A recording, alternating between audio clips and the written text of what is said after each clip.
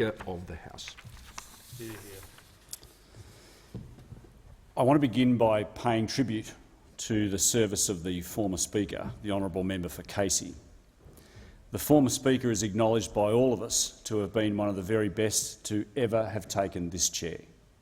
His firmness, his fairness and his excellence in this role over more than 6 years is an example to all parliamentarians. Without a doubt, he is a tough act to follow. I look forward to hearing him speak in this place on behalf of his community once again in the months to come. I thank all honourable members on all sides for their comments, and I thank the House for its confidence in me. The responsibilities that you have laid on me today have a history that stretches back some 8 centuries. Across all of those years, the heart of what it means to be a Speaker has not changed.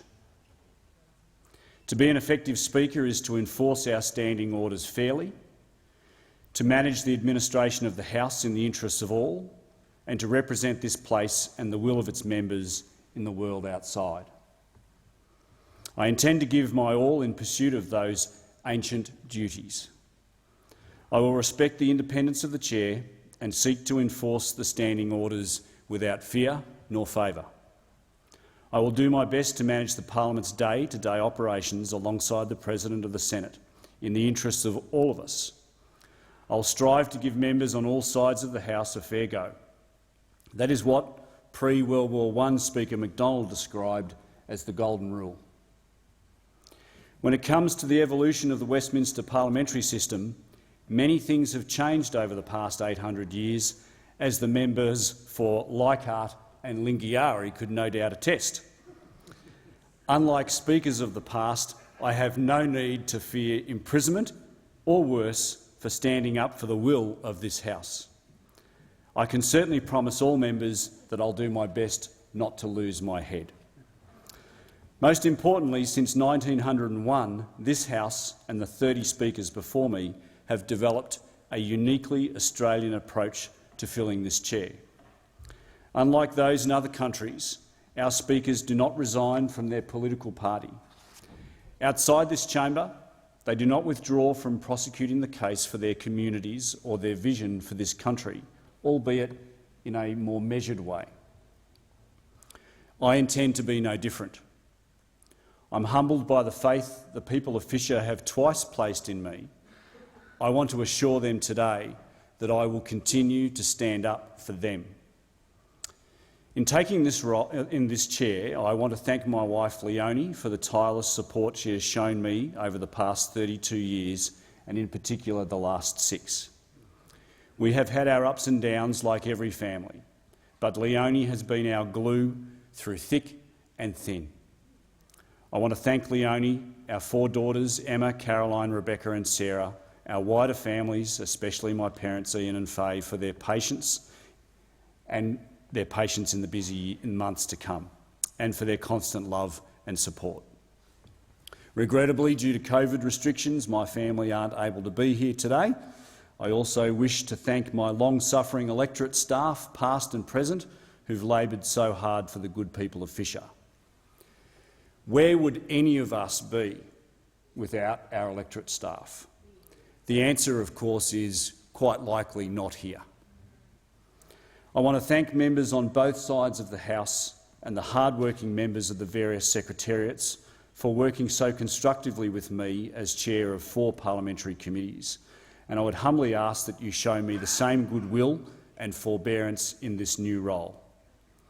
I can't promise you that I won't make mistakes.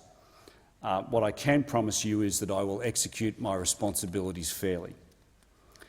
It is important for whoever sits in this chair to not only be fair and independent, but be seen to be so. After much deliberation and consultation with many of my colleagues, I have decided, at least for the life of this parliament, not to sit in the Liberal Party room in keeping with the practice of my predecessors. That was not an easy decision for me. I should also take this opportunity to thank the countless Liberal Party members who have helped put me in this House in the first place. Needless to say, the remaining period of this 46th Parliament is an incredibly important time for the people of Australia and for the institution that is the Australian Parliament. At a time when many Australians have done it very tough over the past 2 years during this pandemic, emotions are understandably high, and that is never more true as we inch closer to an election. Today, when social media is awash with misinformation, fake news and thoughtless vitriol, the responsibility lies more heavily on us as parliamentarians than ever to embody the very best of political debate. This House is our people's house. We give all Australians a voice, and we have the power to choose how that voice is heard. We represent, but we must also lead.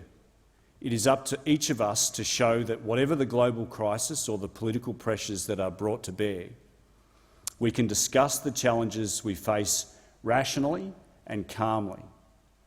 This place must represent conviction, but it must also represent respect, humility and kindness.